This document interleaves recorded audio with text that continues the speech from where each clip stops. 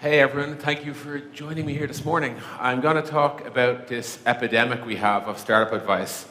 I feel like we're drowning in it at this point.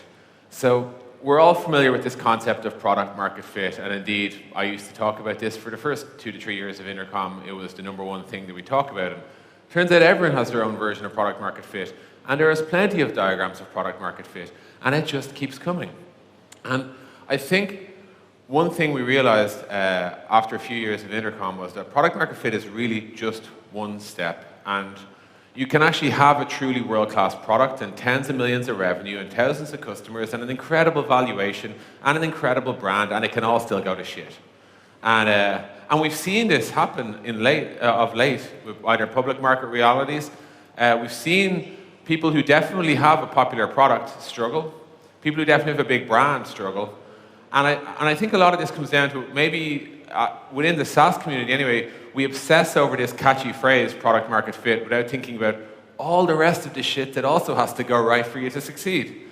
So I've been thinking about this for quite a while. I advise a couple of startups, I invest in a couple of startups, and I've been trying to get folks to think about the world beyond like the sort of, we have 50 customers and our NPS is greater than 50 or whatever, right?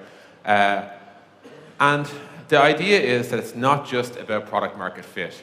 Generally speaking, I think there's like 3 stages of companies. There's the sort of early stage of the company where you're trying to make a product different, make it good, make it work, make it valuable. And if you can do all of those things, you'll be lucky enough to star on Product Hunt as like a breakout startup, or maybe you'll make some Forbes list or something like that. And that's literally job one of millions. The next stage is when you have to make the thing easy to sell, easy to buy, make it reliable, secure, make it so that it can scale. And if you can do all that, you'll become an established product. And people will know your name, right? And lastly, if you actually want to go mainstream, you actually have to make it justifiable, adoptable, make it easy for larger companies to purchase your product, make it interoperable, make it work with everything else in the stack alongside it, make it customizable so that bigger companies don't have to bend to your rules, but they can actually enforce their rules in your product. All of these things are necessary to get to this mainstream piece. And I would posit that we have talked a lot in our communities about this particular stage, and I believe a lot of you are there or thereabouts, and perhaps the next most useful thing to talk about will be what happens next. And within the Intercom sort of story, I think once we had this product that was clear people wanted, the real challenge moved to being, how do we actually get people to know about this? Let's roll out ye old marketing playbook and see what it has to say. And the lessons we learned there were kind of expensive and costly. And I'll talk you through the things that I actually think really do matter instead. So you have you and your product, and now your job is effectively to layer on marketing. And a lot of you have probably sent a pitch to an investor saying something like, we have 100 customers and we haven't even marketed yet. That's not necessarily a good thing, because adding marketing is a really, really hard challenge that most people will make a massive mistake doing. So all you're saying to an investor there is, there's a shitload of risk yet to be realized. And just so maybe it's not as catchy as it first sounded. So there are 4 areas in the marketing stage that I think are quite important to observe. The first of them is the need to solve from the inside out. So when you hire your first marketer, or when you sit down and read your first marketing blog and you get your metrics in order, you'll have some version of this ye old marketing funnel. And what you'll believe is, okay, we have audiences, ads, visitors, trialists, purchasers, etc. All we need to do is pour more into the funnel and we're golden. And what that usually leads you to do is say, well, easy. All we need to do in this case is buy a shitload of ads, raise a load of money, buy a load of ads, turn the dial, and we should be millionaires. Is that roughly correct? And I think what you'll find is that is a very efficient way to burn through a lot of money. It's quite efficient because you can spend it all up front if you want. People obsess about solving this from the outside in, and I think the actual best marketing here goes the other direction. The reason they obsess about it from the outside in my opinion, is because it's very responsive. You can A/B test ads for your product immediately. You can get feedback within days, and you can actually experiment. It can feel high impact. Like we got 7 customers yesterday because of the keywords that we bought. And there are heaps of industries here to help you. They will do keyword analysis, segment builders, audience builders, prospecting. You have those companies that will, they'll give you some email along the lines of, hey, listen, don't ask me how, but we're after finding a load of email addresses. Would you like to buy them? All of that exists basically to take money off you. And it's the wrong thing to do if your customers aren't happy, engaged, and profitable. If your customers aren't happy with your product, as in they actually think it's good, engaged, as in they're using it, and profitable, as in you can actually make a gross margin profit off the individual customer, and if they're not sticking around for a while, then the last thing you want to do is scale that up, right? You're effectively buying dollar bills for $2 and calling yourself a business person. It's not a good thing to do. You need the happiness, because that's what will actually get you some sort of positivity in the market. You need the engagement, you need the profitability, and they need to stick around. So because of that, I think the best marketing starts at the bottom of the funnel and works backwards. And if you think about it from this point of view, you actually obsess over, first of all, our customers. Next, our trialists. Next, our active users who haven't trialed. Next, our onboarding. What you'll find there is you are actually investing in areas of high impact quickly. And when you get back to turning the dial on that funnel, it's a way more efficient machine to build off.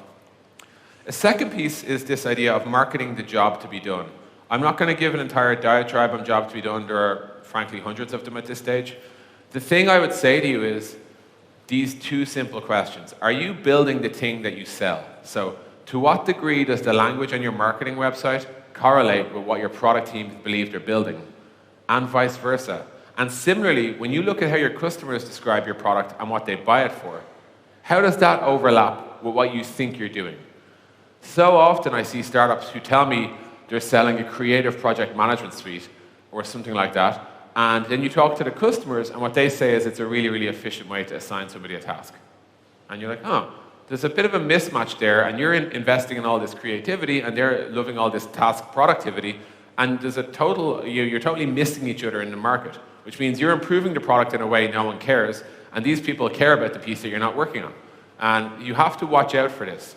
The best way I've advised companies to do this is to obviously talk to your customers. Surprise, surprise, the person from Intercom is telling you should talk to your customers. But I will say this, if you are going to talk to your customers, there's a good thing to do, which is break them into different groups. Specifically the 6 types of customers you should be talking to regularly. If you have a research team, great. If not, have your product managers do it. If you don't have product managers, you do it. Somebody needs to do it. Talk to new people and see what they're looking for. What caused them to walk into your store and look around? Talk to churned customers, the people who were happily using your product once and then just quit. Talk to trialists and ask them, under what conditions are they going to evaluate your product? How do you win the trial? How do you lose the trial? Talk to the people who are shopping around. You know, the people who are trying out 4 or 5 different equivalent products at the same time, and look for whatever sort of rubric or calculus they're doing to make the decision. Talk to your active customers and talk to your inactive customers. Active customers will give you good feedback for what today's users need, but bear in mind, that's just one lens. If you talk to shoppers, you'll hear what you don't have, which is setting them away. All of these groups have value, and then talk to inactive people. At what point did they stop using your product and why? You need all this feedback because it then will tell you what the thing is that you're selling. And from there, you can produce, this is just 3 of ours from a while ago. These are literal things that we heard from our customers, having broken it down. What you'll see in the top left is kind of the summary of the job. What you'll see at the bottom is the timeline of the job and where it fades away. And this was the output of our first jobs to be done significant research project that we did. But it was incredibly valuable for helping us sort of charter the future of the product, for sure. But most importantly, let us know how to speak our customers' language. A second piece is to understand your customers and why they should switch. So if you know who you're up against, you know how you have a much better chance of winning. You have direct competitors who are doing the exact same thing as you. Oftentimes they raised a few $1 million and decided to rip off your idea or something like that. You have secondary competitors who do the same thing, but they do it in a different way. So This could be you're both in marketing, but they think Google Ads and you think Instagram or something like that, right? They're going for the same dollars, but they have a different solution. And lastly, there are indirect competitors. There are people who are selling a message that means you can't buy both, right? So in this example, it could be like fast food chains versus like weight loss companies, or it could be like any of a dozen companies claiming to clean up your code versus another product that will say, please paste in all this JavaScript and junk up your code. And the two of them are not compatible. Like people who care about performance and people who care about 3 terabytes of JavaScript into the bottom of your product doesn't work, right? So you will always have competitors in all sorts, and it's important to establish when you have a competitor, how direct are they, so that you can actually deal with it. When you're thinking about who's going to switch to your product and how and why, you'll see that there's 4 forces in play. So on the left might be what they're currently using, on the right might be you. The 2 green forces, push and pull, they're your friends. Push is what makes them want to quit their current product, and pull is what makes them attractive to you. And the 2 red forces are your enemies. Anxiety is all the hesitation about adopting your product. Will it work with me? Will it interoperate? Do I have to retrain my staff? All that sort of stuff. And habit is all the stuff they like about their current product. So habit in this case might be, well, I love how it integrates with this. We have all these Slack channels set up. It all works neatly. Your job, both in marketing and in product, is to maximize the green and minimize the red. If the green forces are stronger than the red, a switch will happen. People will adopt your product. If not, nothing happens. One other piece to observe here is what I call the 9x effect. And that's just simply, everyone tends to overestimate what they already have. So the first chart here is what customers think they have versus what they actually have. This other problem here is that we all overestimate the quality of what we've built. So the third line here is what we've actually built, and the last line is what we think we've built. Now, the reason it's hard to win customers is because we think, duh, of course they'd switch. Look how much better our product is over what they currently have. And they think, why the hell would I switch? Look how much better what I have is over this other thing that they're offering me. And that is a hard gap to bridge. This is why your product being marginally better is basically irrelevant. You have to be significantly better to overcompensate those problems. When you're marketing, you'll find at some stage the word of mouth, the sort of like people who tell their friends, it will start to fade away eventually, and you'll need to learn the ways people buy, and you'll need to market accordingly. People generally shop in 4 categories. They shop by the problem that they have. So that might be, people are on my website, but they're not doing blah, or I don't have enough leads. How do I generate leads? Or they shop by category. In this case, they've decided how they're going to solve their problem, and what they just need is a tool to do it. Or they shop by competitor, which is, I'm switching away from X, and I'm looking for an alternative to X. Or they shop by brand, which is, they heard about you, they saw you on a billboard, your friends all keep talking about it, and they're just going to go search for whatever your product is. And in this case, if you're relying only on brand, you're only going to get one type of audience. And it's going to be hard to scale because you're going to have to market in all of these other areas. Now, the challenge of marketing in the other areas is you have to convince the customer more. When somebody just wants intercom, it's not a hard sale. When somebody wants an alternative to Zendesk, we have to explain why we're better. If somebody wants something in the live chat category, we have to explain why we're better than all of the other products. And if somebody just thinks that they need to talk to people on their website, we have to walk them down an entire garden path to explain why intercom is, why live chat's right and why intercom is right within live chat. But there's a lot more people who have problems than there are people who just want intercom. So you have to realize that's how you expand your audience when you're marketing. And lastly, within the advertising world, I would say a lot of you will get hung up on like testing copy and landing pages and red, green buttons and stuff. And I just encourage you to consider redesign rather than optimizing all the time. You won't get to $1 billion based on changing the red buttons green and the green buttons red.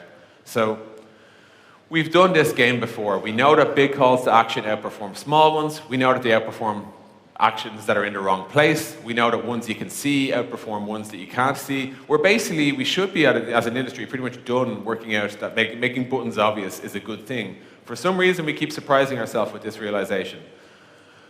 Don't get sucked into this black hole of like optimizations. You should have to have an opinion about resetting. So when you're about to conduct an experiment, ask yourself, how much could this likely work? And given that impact, how long would I need to run it to get any sort of results? And based on that, is it actually worth doing? So a simple example here would be, it might only take you 2 hours to run this test, but it might take you 70 days to actually see if it worked out or not, because the difference is so marginal. However, if you try something significant, it might take you 5, 6, 7 days to code up this test because you're talking about 2 hugely different layouts.